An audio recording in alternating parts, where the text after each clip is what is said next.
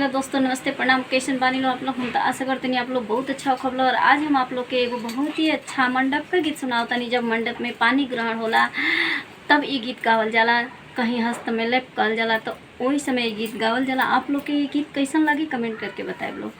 आई लोग गीत सुनी लो।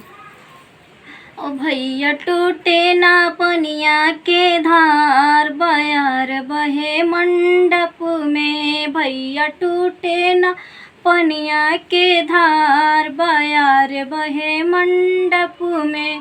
धार जे टूटी है सासुर मोरा हंसी है, धार जे टूटी सासुर मोरा हंसी है। भैया जई बाबा हिनिया तुहार, बयार बहे मंडप में।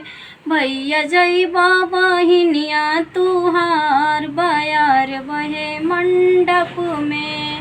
भैया टूटे ना पनिया के धार, बयार बहे मंडप में।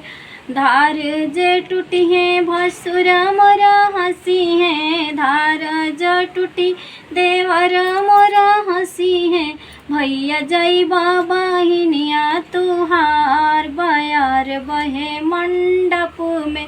भैया जई बाबा हिनिया तुहार, बयार बहे मंडप में। Bye Deere.